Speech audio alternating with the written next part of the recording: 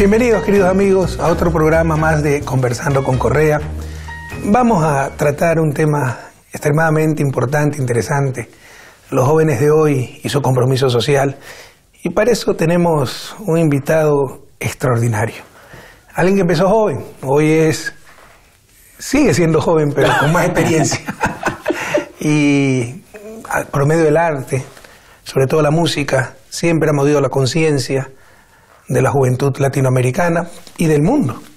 Me refiero a René Pérez, más conocido como Residente, con su banda hasta el 2015, Calle 13, y su historia en la patria grande, en América Latina, y hoy como solista, vocalista, y siempre con su canción, con mensaje, con contenido, con compromiso.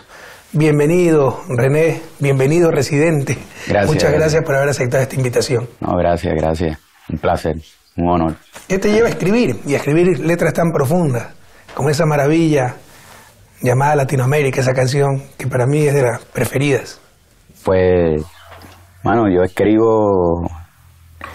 yo voy escribiendo dependiendo de cómo me voy sintiendo y de lo que me va afectando en mi entorno, alrededor mío. Y cuando escribí Latinoamérica, justo estaba saliendo de Nicaragua, y había acabado de ver unos chamaquitos de un proyecto que venían de unas barriadas, como un proyecto social, como para tratar de sacarlos de la calle a estos chamaquitos.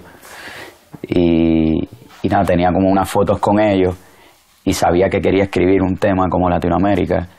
De hecho, estaba pensando en escribir algo como Buscando América, de Rubén Blades, como que dije, ¿cómo puedo escribir algo como Buscando América, pero que tuviese más palabras, porque soy rapero? Y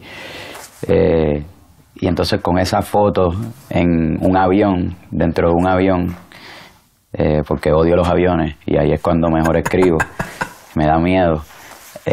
Usé el miedo junto con la foto y con la idea de escribir algo así. Empecé a escribir ese tema de Latinoamérica. Me tomó un tiempo en llegar a donde quería, pero llegué ahí, y después empecé a escribir en cada país. Escribí un verso, cada país latinoamericano. Así. Qué interesante, eso no lo sabía, pero sí. Qué letra, ¿no? Quien no quiere a su patria no quiere a su madre, y tienes razón.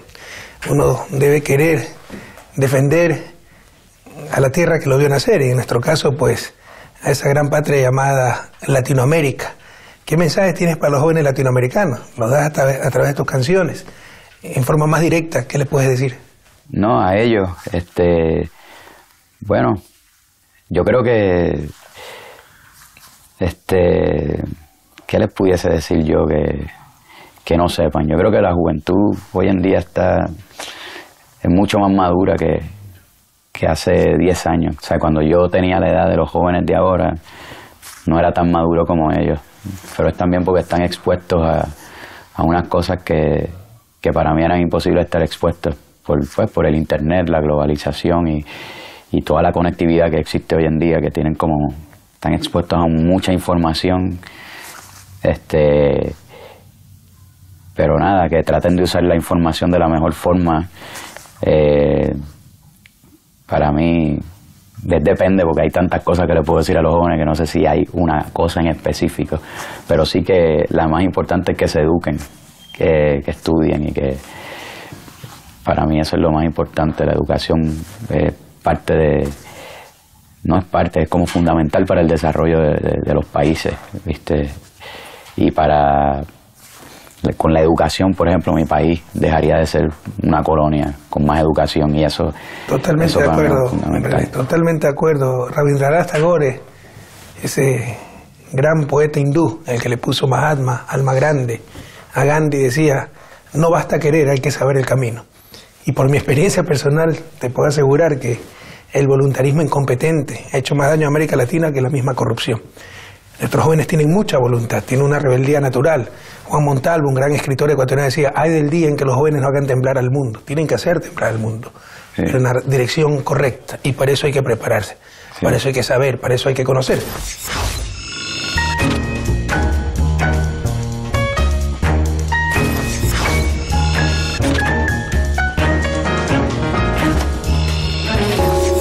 Pero yo coincido contigo también. Yo soy muy optimista, confío mucho en la juventud, porque los veo más maduros y más comprometidos. Algunos dicen, no, la cuestión social, el neoliberalismo, el individualismo. Sí, hay fuerzas que tratan de evitar ese compromiso social de nuestros jóvenes. A pesar de ello existe.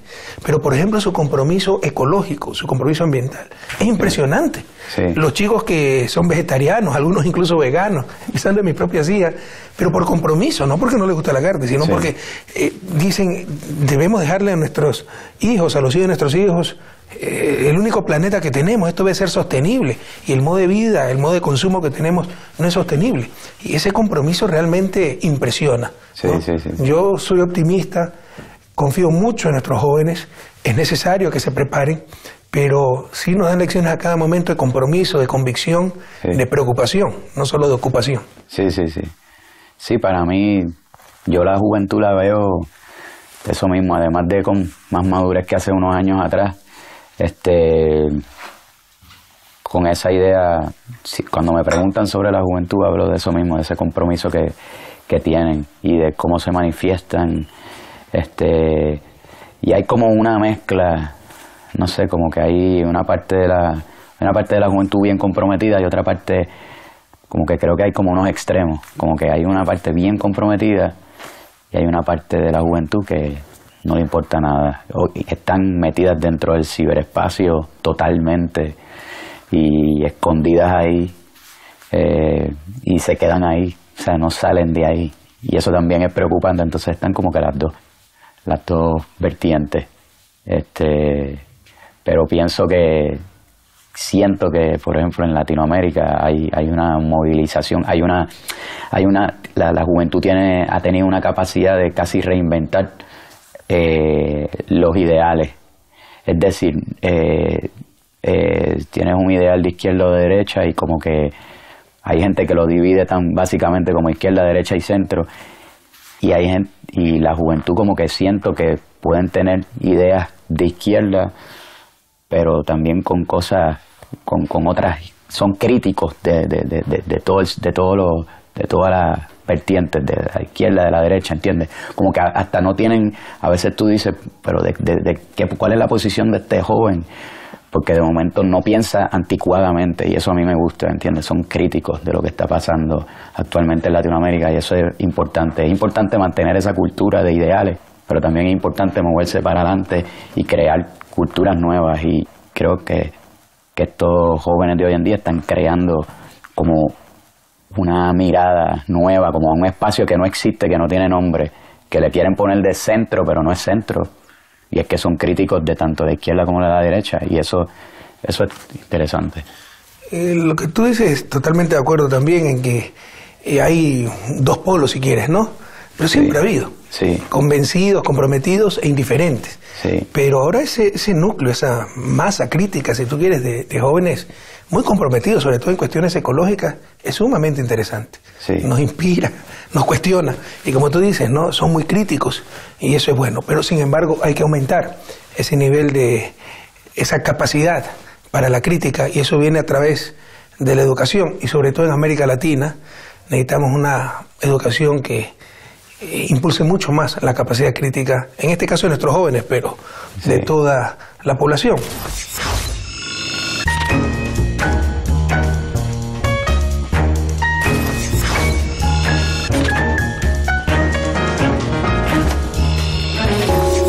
Pero la primera pregunta, ¿qué es ser joven? No es solo una edad cronológica, ¿no? Es un estado del alma. Esos chicos indiferentes que solo buscan ocupar un puestito en la sociedad, no transformarla, más aún cuando vemos sociedades tan injustas como la latinoamericana, cuando vemos un orden mundial tremendamente injusto también, incluso inmoral, cuando vemos graves peligros de sostenibilidad de nuestro modo de vida. Esa es la mayor injusticia, estamos consumiendo, destrozando el único planeta que tenemos. ¿Qué le vamos a dejar a las futuras generaciones?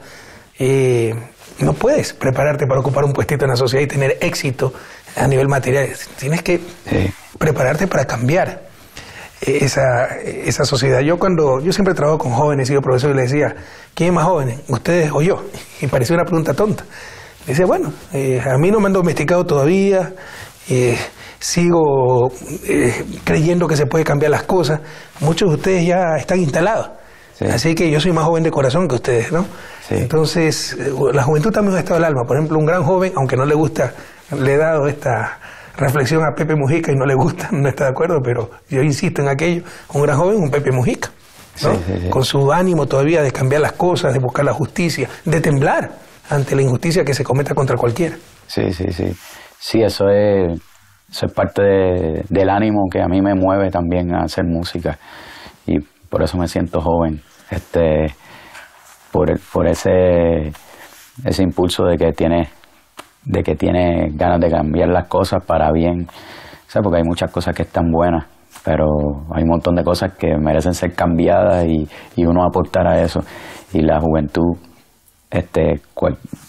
eso que dices también es cierto. Yo estoy totalmente de acuerdo que hay gente joven que están quedados ahí en un tipo de pensamientos cerrados y envejecen rápido por eso mismo, por no tener la apertura y tener las ganas de que las cosas mejoren, de estar conscientes de lo que está pasando en su país para tratar de que se mueva para adelante pensando en sus hijos. Pero lo que te digo ahorita es cierto, hay un espacio ahí de juventud crítica que no caen dentro de la izquierda ni de la derecha, y no son centros, simplemente son gente crítica de ambos lados, y eso está chévere, y eso yo no lo veía antes tanto como ahora, ¿entiendes? Ahora lo veo como más, es como lo que pasa con los cubanos en Miami, que la generación hace 20 años no podían bregar con Cuba, y la generación de ahora es mucho más abierta. Sí, yo quiero ir a Cuba, ¿entiendes? Y ese tipo de mentalidad que hay dentro de esto que te digo, que es más crítica y más, espérate, ¿por qué se cuestionan? Esto no tiene que ser de esta manera, puede ser de esta también. Y eso está bueno, que eso está pasando dentro de la juventud. Está muy bien criticar, jóvenes siempre critiquen, pero inteligentemente, ¿no? Sí. Y constructivamente, y tratando de aportar con soluciones. No siempre se tiene. Algunos dicen, no critiques si no tiene solución. No, eso solo hay que criticar lo que tenemos la respuesta. No, se puede criticar las cosas sobre las que tenemos dudas, no estamos de acuerdo, sin tener una alternativa, pero en lo posible sí hay que ser propositivos. En todo caso, la juventud de hoy y su compromiso social, joven, el que quiere cambiar las cosas, decía Salvador Allende, ser joven y no ser revolucionario es una contradicción hasta biológica, pero puede haber jóvenes viejos, ¿no? Aquellos que ya están domesticados, que solo buscan un puestito en la sociedad, consumir, acumular y morirse bastante rico para volver a ser polvo. Jóvenes siempre persiguen sus ideales.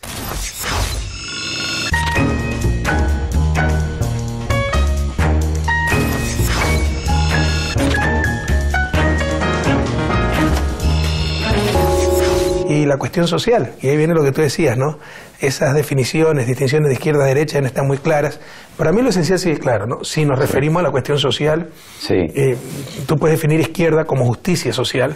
Bueno, la derecha te va a decir, buscamos la justicia social, pero a través de la competencia, el individualismo. Qué difícil que llegar a la justicia social por ese medio, más aún en sociedades tan desiguales como la latinoamericana. Entonces, la cuestión social es buscar esa justicia, ¿no? Y estamos en un continente muy, muy injusto. Sí. De hecho, pues a nivel religioso, si quieres, el continente más cristiano del mundo y es el más desigual del planeta. Algo no cuadraría. Sí. Porque el signo más recurrente del Evangelio es compartir el pan. Y no se comparte el pan en América Latina. Los jóvenes deben rebelarse frente a eso. Por eso siempre digo, el problema de América Latina no es la escasez de golpes de pecho, sino la abundancia de pelleos demasiado duros. Pero en todo caso, para mí esa es la cuestión social, y para mí eso sí te define como de izquierda, ¿no? El buscar esa justicia social, la supremacía del ser humano sobre el capital, la supremacía de la sociedad sobre el mercado, la supremacía de las grandes mayorías sobre las élites, ¿no? Y eso no se va a lograr con manos invisibles, competencia, mercado, sino con acción colectiva, con un adecuado rol del Estado, con conciencia social, expresamente, buscándolo expresamente, y con procesos políticos, que es la forma en que la sociedad toma racionalmente sus decisiones, ¿no? Y aquí un mensaje para los jóvenes, no sé si estés de acuerdo, involúcrense en política. Sí. Porque criticamos mucho, de acuerdo, pero si no se involucran ellos, entonces los peores irán a política. Tienen que involucrarse en política. Sí, yo hice una canción que se llama Los Idiotas, que está en el Multiviral. Y cuando estaba haciendo el research, la búsqueda de todo, porque siempre hago búsqueda antes de escribir, no todo el tiempo, pero a veces en este tema, creo que busqué la palabra idiota, estaba buscando definiciones y no recuerdo bien, pero creo que en una de las definiciones la habían, no recuerdo en qué país se usaba la palabra idiota para describir a alguien que no estaba involucrado en política. O sea, como que si tú no estabas metido en la política y no sabías nada de eso, eras un idiota. A mí cuando me dicen, no, que los artistas no se deben meter en política, es como que eso es lo primero, que los artistas se deben meter en todo lo que les afecta. O sea, todo lo que les afecta lo tienen que tirar. El artista que no se mete es porque no es artista, es porque tiene miedo de perder seguidores, la quiere mantener tranquila, no quiere seguir sonando en la radio, tiene unos miedos que no debería tener como artista. Yo estudié arte 8 años, Bellas Artes, y eso es lo primero que te enseñan en la escuela de arte. Es como, tú te metes en todo y tú no puedes tener ningún miedo, tú asumes todas las consecuencias y tiras con todo tu arte sin importar lo que diga la gente. Entonces se tienen que meter en política porque eso al final les afecta a sus familias, a sus hijos, el futuro del país está en las manos de ellos con cada elección, cuando van a elegir a un candidato de gobierno. Entonces es importante que se metan totalmente. Sí. Y no necesariamente a política partidista, pero en el sentido etimológico la palabra política, polis, ciudad, ética, reglas que rigen la ciudad, preocuparse por el bien común. De hecho, la razón de ser de la autoridad política, de la autoridad pública, es el bien común. Entonces, deben preocuparse por el bien común. Ahora, si quieren involucrarse en política partidista, en buena hora. Se necesitan mentes jóvenes, corazones jóvenes, manos limpias, ¿no? Sí. Siempre criticamos a los políticos. La política es necesaria y es una actividad muy noble, pero puede haber malos políticos. Sí, pero no basta con criticar, hay que involucrarse, hay que comprometerse. Si no, los peores irán a gobernarnos, ¿no? A representarnos.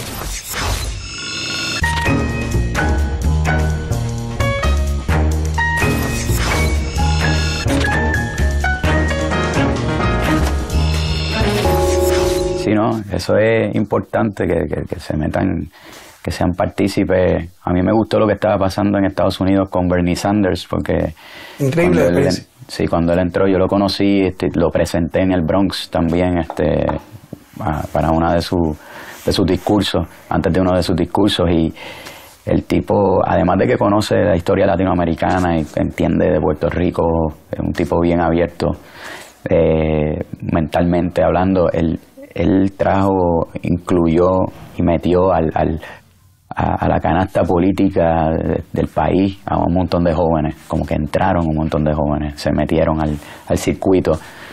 Lo que pasa es que pues en Estados Unidos es bien compleja esa parte de las elecciones, es rara, yo no la entiendo, o sea, la entiendo y no la entiendo, porque a pesar de que yo quería votar por Bernie, yo no podía votar por él porque no estaba inscrito dentro de ¿cómo se llama? Dentro de los demócratas, como que tenía que estar metido ahí para poder votar. Los puertorriqueños no pueden votar por los presidenciales norteamericanas, estadounidenses. En Puerto Rico. A no ser que residan. Que estén ahí, sí. Pero hay mucha gente que le pasó que no pudo votar por él por eso. Porque no estaban inscritos con los demócratas. En fin, él trajo un montón de jóvenes dentro de la política, con esa idea que no son, le pueden llamar ideas de izquierda, pero son preocupaciones reales, sociales y cosas básicas que el país no tiene, como una educación pública gratuita y de calidad. Eso no la tienes. Tú te educas allá y te sigue costando por el resto de tu vida. A muchos chamacos que no tienen para pagar la educación allá, están toda la vida pagando su universidad por 20 años casi.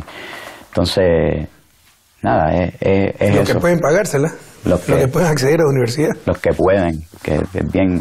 Y él estaba tratando de eso mismo, de sacar esa idea del sistema norteamericano. Tenía muchas ideas para mí súper buenas. Y bueno, ganó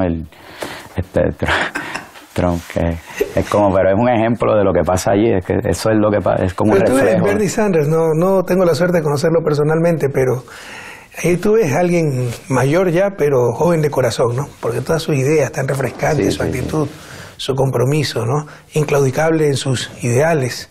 Sí. Hace unos días entrevistaba a otro querido amigo, Silvio Rodríguez, y su canción, una de mis preferidas también, El Necio, ¿no? Sí. ¿Será que la necedad parió conmigo, la necedad de lo que hoy resulta necio? La necesidad de asumir al enemigo, la necesidad de vivir sin tener precio, ¿no? Esa gente que toda su vida ha vivido sin tener precio y coherente con sus ideales, ¿no? Estemos de acuerdo o no con esas convicciones, ¿no?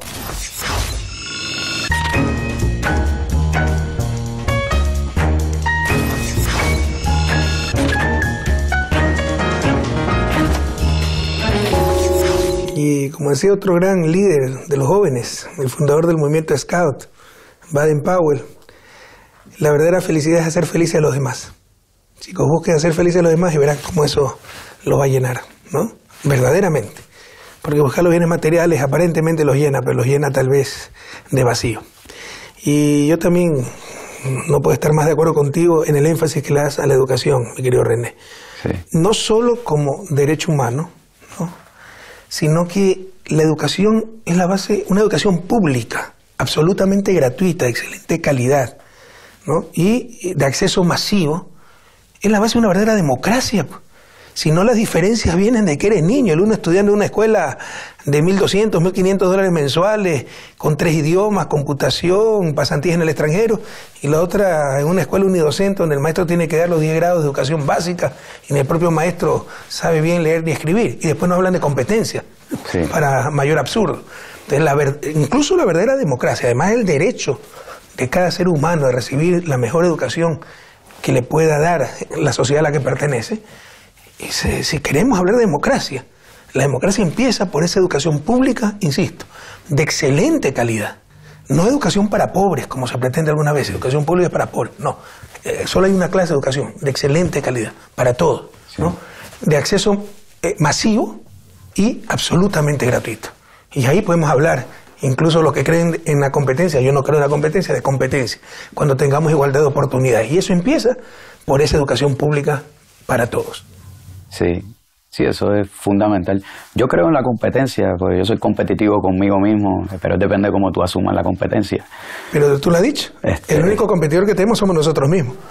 Hoy mejor que ayer, mañana mejor que hoy. Pero eso es competir con el resto, y peor entre países, ¿eh? O sea, hasta, bueno, tal vez entre artistas, algunos segmentos. Uno quiere ser siempre bueno en lo que uno hace, yo quiero ser. Eso es otra cosa, superarte a ti mismo. Pero competir entre países, ponernos los países pobres a competir. Sí. No, eso es, en las Olimpiadas está bien. Tenemos que coordinar, armonizar.